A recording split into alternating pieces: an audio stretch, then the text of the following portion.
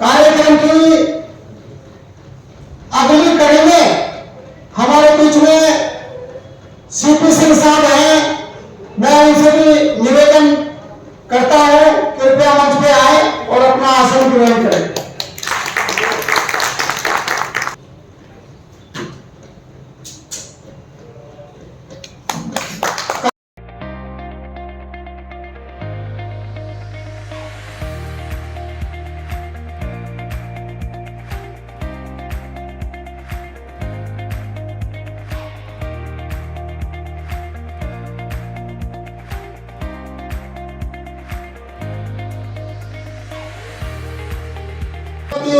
ठाकुर जी का वंदन अभिनंदन करता हूं और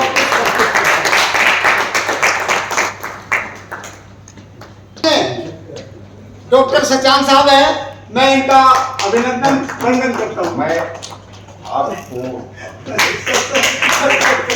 बीच में जयपाल सिंह जी हैं जो दिल्ली साहित्य अकादमी के प्रदेश अध्यक्ष हैं।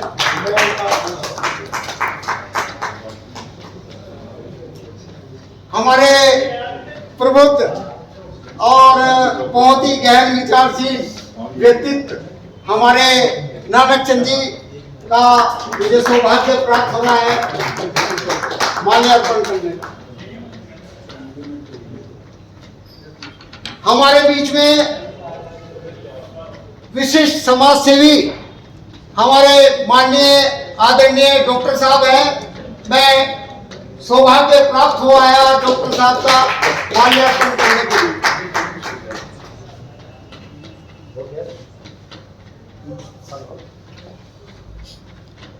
हमारे बीच में सीपी सिंह साहब हैं जो हम हमारे नेतृत्व में, उनके नेतृत्व में हम यहाँ पे काम कर रहे हैं संगठन में।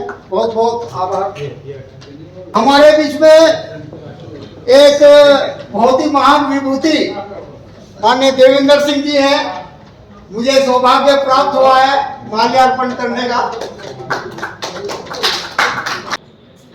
हमारे उस व्यक्तित्व को मैं नमन करते हुए, प्रणाम करते हुए मैं उनसे विनम्रतापूर्वक आग्रह करता हूँ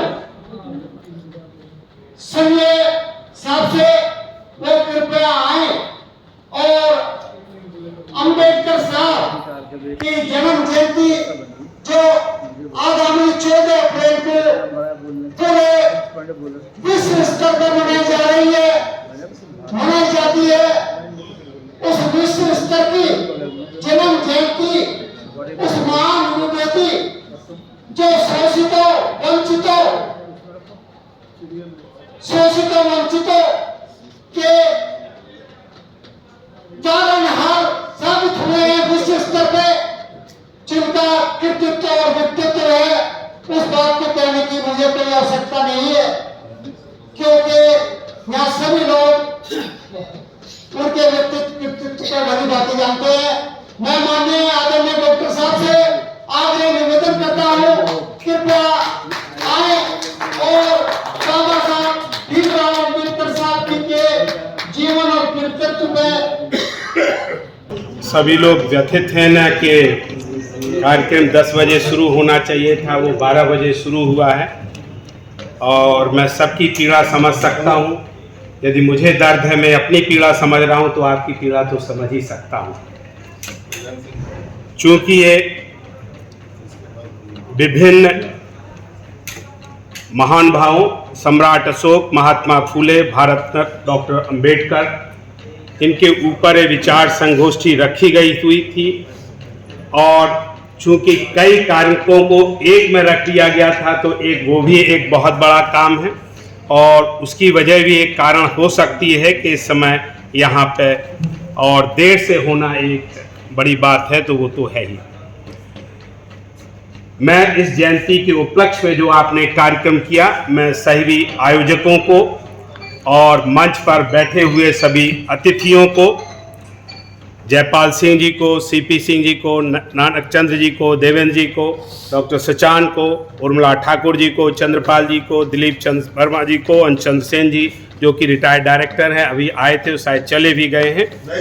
अच्छा, आप भी वीडियो धन्यवाद। आप सब लोगों को, पत्रकार बंधुओं को, भाइयों बहनों को, सभी लोगों को मेरा नमस्कार। इस कार्यक्रम में जैसा कि अभी कल्याण सिंह जी ने बताया, प्रीतिम सिंह जी ने जो हमारे लिए, कुलवंशी जी ने सूत्रधार का काम किया और आपने बुलाया, मैं आपका भी आभार व्यक्त करता हूं और धन्यवाद देता हूं कि आप लोगों ने से मुझे व्यक्तिगत तौर पे इन लोगों को सुनने के लिए और मुझे इनसे मिलने का लिए अवसर दिया। जैसे कि मैंने कई बार नानक चंद जी का नाम तो सुना था, लेकिन मेरा कभी थोड़ा बहुत व्यक्तिगत बात तो हुआ होगा तो मुझे भी ध्यान नहीं रहता, तो इन कार्यक्रमों का सबसे बढ़िया ये हो जाता। यदि मैं बहुत अपनी बात को फिर भी 15 मिनट कहा था तो मैं कोशिश करूंगा 15 मिनट में बात करूं, तो आपको कुछ संदेश भी दूंगा, आपका कुछ मनोरंजन भी करूंगा, तो आपको इसमें शायद कोई समय का वो ना लगेगा। मुझे यहाँ तक पहुँचाने में यदि मेरे माँ बाप और शिक्षकों के अलावा किसी का योगदान है तो वह पहला योगदान है बाबा साहब के मूल मंत्र का शिक्षित बनो, और दूसरा योगदान है वो गीता में लिखे हुए मंत्र का कि कार्य करना कार्य ना करने से श्रेष्ठ।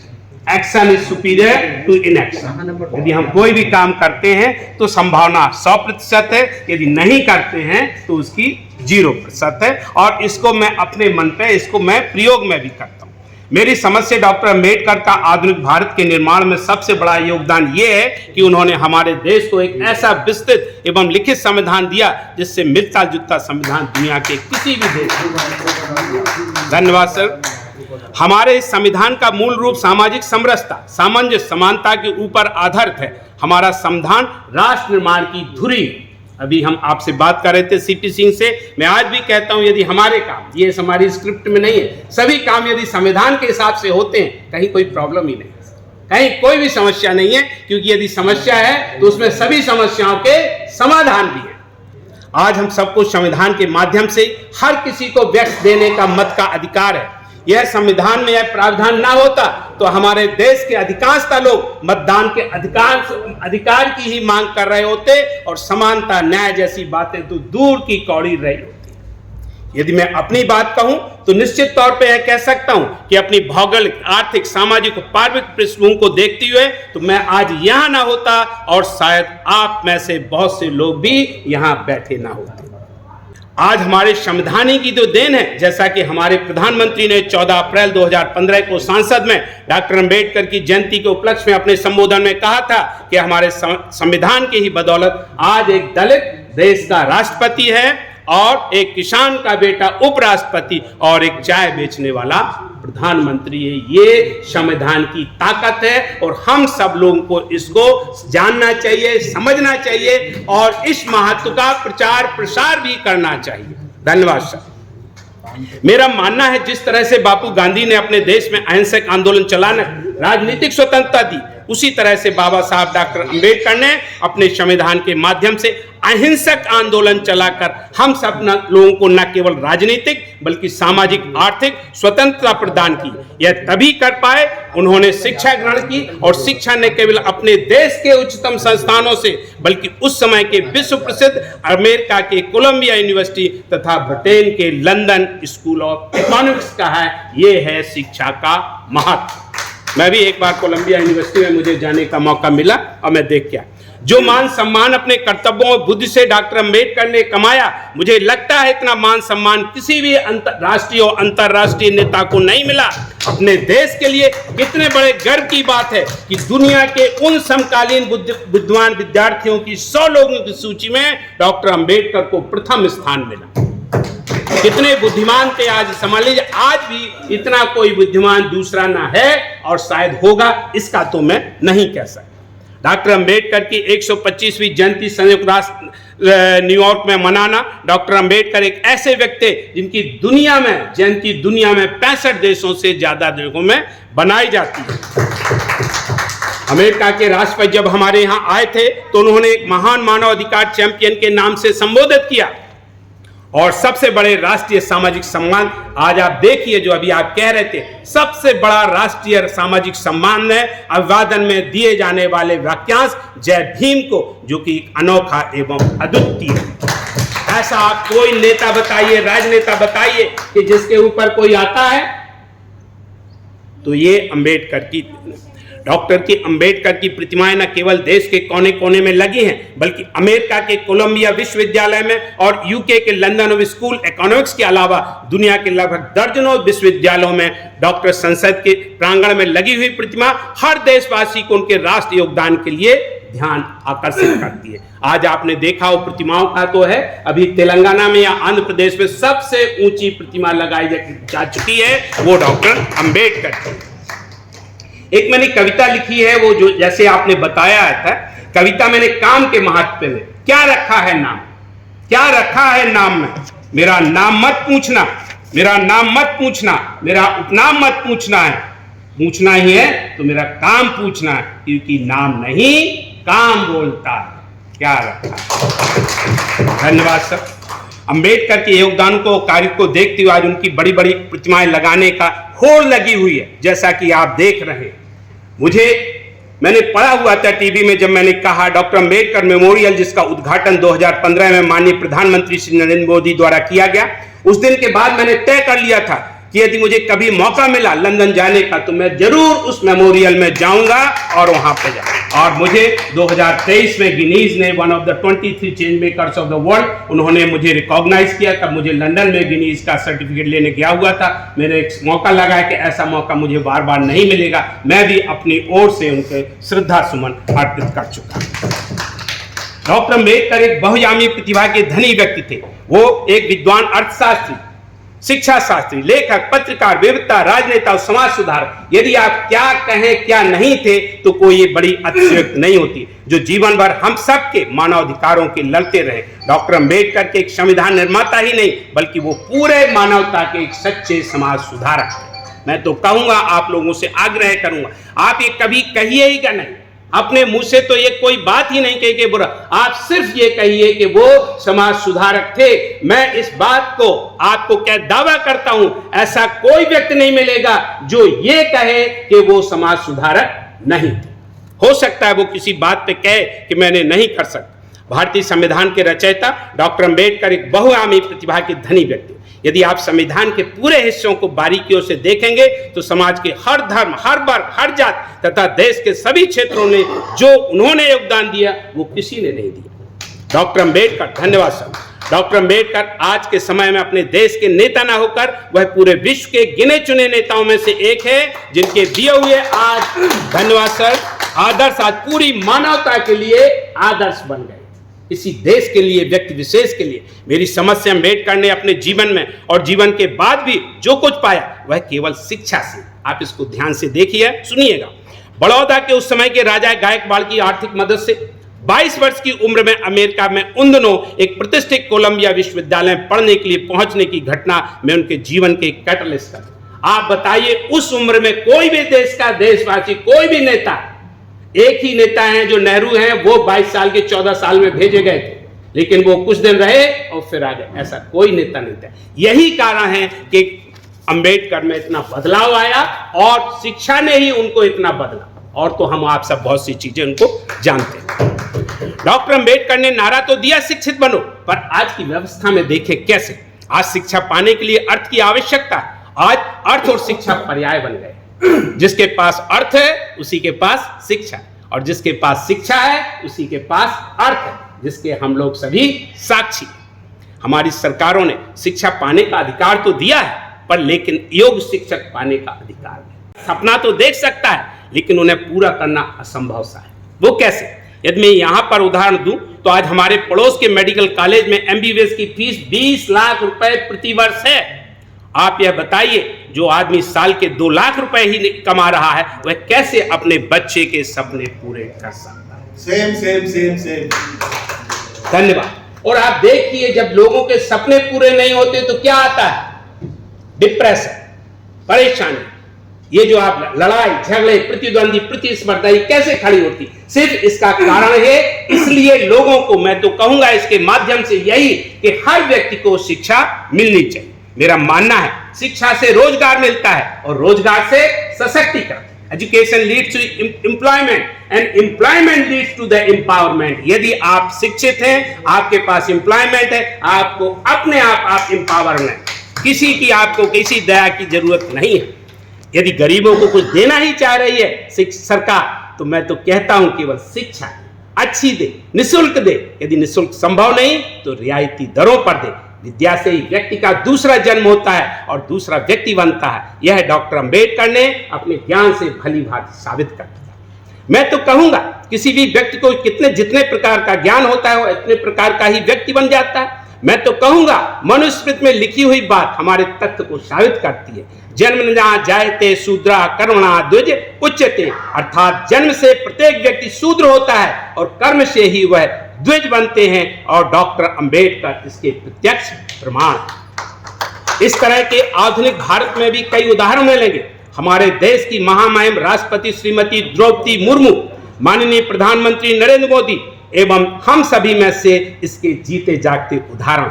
हमारे प्राचीन ग्रंथों में भी कई ऐसे उदाहरण हैं। महाभारत के रचयिता वेद व्यास, रामायण के रचयिता वाल्मीकि, दासी के पुत्र बुदित, गणिका ज्वाला के पुत्र सत्यकाम जैसे उदाहरणों से हमारे ग्रंथ भरे पड़े हैं, जो अपने ज्ञान और अपने कर्मों से कुछ बने। मेरा मानना है परिवर्तन एक सार्वभौमिक नियम है। अंग्रेजी में कहावत है, nothing changes if nothing changes.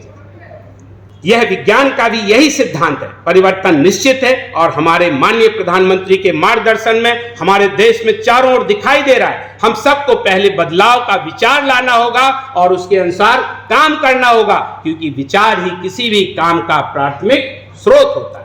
आज मैं आप सभी से अनुरोध करूंगा कि आप खुद में बदलाव लाने का संकल्प करें। अगर ऐसा होता है तो मुझे आशा ही नहीं पूर्ण विश्वास है कि जब हमारा देश आजादी की शताब्दी साल 2047 में मना रहा होगा, तब यह एक विकसित देश होगा, विश्व गुरु का दर्जा हासिल कर चुका होगा। मुझे आशा है कि हम में से कुछ लोग इसके साक्षी भी होंगे। धन्यवाद। हमारे समाज को इस सार्वभौमिक तथ्य को मान भी लेना चाहिए कि व्यक्ति, समाज और देश से परिवर्तन लाने की आवश्यकता ही नहीं, बल्कि परिवर्तन एक सार्वभौमिक सत्य है और किसी भी परिवर्तन को लाने के लिए विचारों को बदलने की आवश्यकता होता है। जैसा कि हमारे शास्त्रों में लिखा है कि विचारम परम ज्ञानम, अर्थात विचार परम ज्ञान है, और यह भी लिखा है ज्ञानम परम बलम, अर्थात ज्ञान सबसे बड़ा बल है।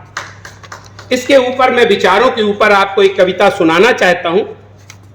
पर आज जो समाज में परिवर्तन हो रहा है उसे कुछ लोग पचा नहीं पा रहे, और कुछ लोग इस परिवर्तन का हर मोड़ पर हर ढंग से विरोध कर रहे हैं, फिर चाहे वह राजनीतिक उद्देश्य हो या बुद्धि रूढ़िवादी विचारधारा।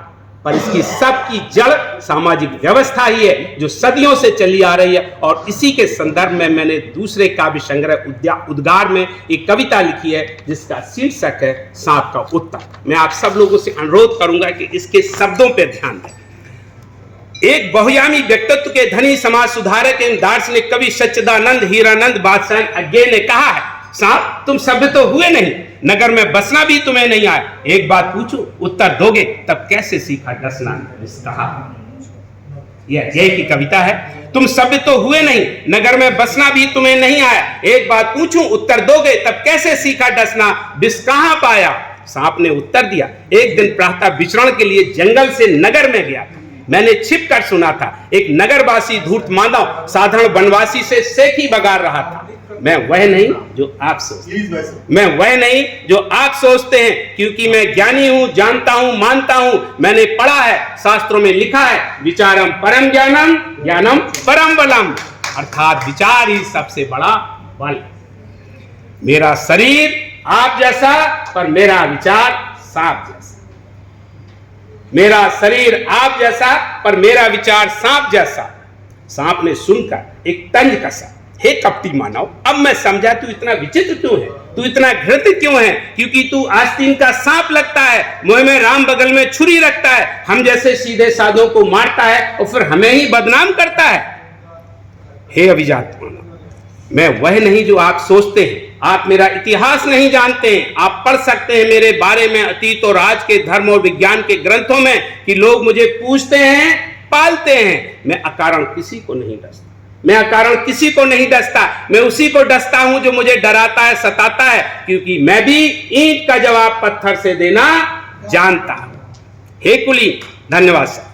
हे कुलीन, क्या आपने यह नहीं सुना है, पढ़ा है? पर मैंने तो साधारण व्यक्तियों से सुना है कि हर जीव का विकास वातावरण से होता है। हर जीव का विकास वातावरण से होता है और सीखने के 3 ही तरीके होते हैं, देख के, सुन के, करके। हे मनीषी, उत्तर सुनोगे तो आप शर्म से पानी पानी हो जाओगे। क्या आपने यह भी नहीं सुना है? यदि नहीं तो कान खोल कर सुनो, गांठ बांध लो। बद अच्छा बदनाम बुरा होता है, बद अच्छा बदनाम बुरा होता है। खरबूजे को देखकर खरबूजा रंग बदलता है, इसलिए मैं सीना तान कर डंके की चोट पर कहता हूं, हे परम ज्ञानी, मेरा शरीर सांप जैसा पर मेरा विचार आप जैसा। मेरा शरीर सांप जैसा पर मेरा विचार आप जैसा। मैंने डसना आपसे ही सीखा है और विष आपसे ही। धन्यवाद सर। मेरा मानना है जब हर वर्ग के बच्चे को अच्छी शिक्षा मिलेगी तो न जाने कितने अंबेडकर पैदा होंगे, कितने मुर्मू, कितने मोदी, कितने कर्ण, विदुर, सत्यकाम इत्यादि। मेरी राय से हम सब की पहचान काम से होनी चाहिए, न कि जाति, धर्म, लिंग या क्षेत्र से। काम और पहचान के महत्व के ऊपर मैंने जो आपको एक कविता लिखी है वो सुनाई हुई। अगर ऐसा होता है तो वास्तविक अर्थों में न केवल हमारे माननीय प्रधानमंत्री का सपना पूरा होगा बल्कि सभी नागरिकों के सपने भी पूरे होंगे और फिर हमारा राष्ट्र आत्मनिर्भर, अंततः विश्व गुरु और एक विकसित राष्ट्र बनेगा। मैं डॉक्टर अंबेडकर का एक आदर्शवाद को बताना चाहूंगा। उन्होंने कहा है, मेरी जय जय करने से अच्छा लोग मेरे बताए हुए रास्ते पर चले। डॉक्टर अंबेडकर ने कहा था, बुद्धि का विकास मानव के अस्तित्व का महत्वपूर्ण हिस्सा होना चाहिए। यह लक्ष्य केवल शिक्षा के माध्यम से ही पाया जा सकता है। इसलिए हमें भारत रत्न बाबा साहब डॉक्टर भीमराव जी के एक शिक्षित बनो का मूल मंत्र सबको अपनाना चाहिए। क्योंकि, धन्यवाद सर, क्योंकि ज्ञान हर व्यक्ति के जीवन का आधार है। ज्ञान हर व्यक्ति के जीवन का आधार है। मैं तो कहूंगा यदि हमारे देश के गरीब लोगों ने उनका पहला ही मंत्र शिक्षित बनो तो शायद संगठित रहो, संघर्ष करने की जरूरत ही नहीं पड़ती है। और इसमें से आप कुछ लोग इससे सहमत भी होंगे। डॉक्टर अंबेडकर ने यह भी कहा था कि विचार प्रसार की जरूरत होती है, जैसे कि एक पौधे को पानी की, नहीं तो दोनों मुरझा जाते हैं। उनके विचारों के प्रचार प्रसार के लिए आज यह सब यहाँ इकट्ठे हुए हैं। यह संबोधन भी इसी संबोधन की एक कड़ी में। अंत में मैं आपकी समिति के सभी पदाधिकारियों को, आयोजकों को, जिन्होंने मुझे यहाँ आमंत्रित किया, आपके सामने अपने विचार व्यक्त करने का अवसर दिया, और यहाँ पर बैठे हुए सभी महान भावों को जो कि मंच पर बैठे हुए या मंच के सामने बैठे हुए, जिन्होंने तन्मयता से हमारे विचारों को सुना, उन सब के लिए मैं आप सबको अपनी एक प्रथम काव्य संग्रह जिसको द्वारा है, कविता है सपने हमारे और मैं कहता हूं कैसे कटते उनके दिन जो सपने नहीं देखते।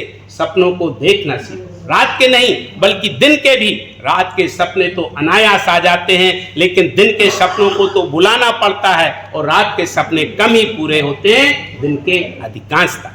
कवि कहते हैं सपने होते हैं आकाश की तरह अनंत, क्षितिज की तरह अजनबी। मैं कहता हूं अनंत को भी तो नापा जा सकता है, जैसा हमारे वैज्ञानिकों ने नापा और पहुंच गए मंगल तक। अजनबी को भी तो बनाया जा सकता है अपना, जैसा हमारे पूर्वजों ने बनाया। हम सब की तरह वह भी तो मिलने से पहले अजनबी ही रहे होंगे, लेकिन मिलने के बाद मंत्र दिया वसुधैव कुटुंबकम, जिसका मतलब है पूरी दुनिया एक परिवार है।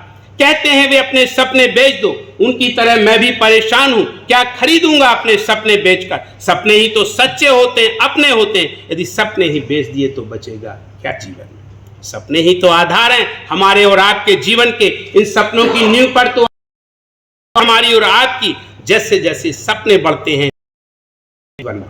जैसे जैसे सपने बढ़ते हैं वैसे वैसे जीवन बढ़ता है। सपनों को बुनो, पालो अपनी पूरी लगन और मेहनत से। सपने ही तो हाँ, अपने सपनों को पूरा करने के लिए सहयोग, हाँ, पूरा करने के लिए और दूसरों के सपनों को पूरा करने के लिए अपना सहयोग दो, क्योंकि जीवन का आधार ही है सहयोग। सहयोग के बिना हम सब की उत्पत्ति नहीं हुई होती, उत्पत्ति नहीं हुई होती, ना ही होता इतना विकास एवं विस्तार। आज यहाँ जो पूरा हो रहा सपना ही तो था, और क्या। हमारे सपनों को संवारने के लिए आपको धन्यवाद, और आपके सपनों को संवारने के लिए हमारी शुभकामनाएं। नमस्कार, जय हिंद, जय भारत।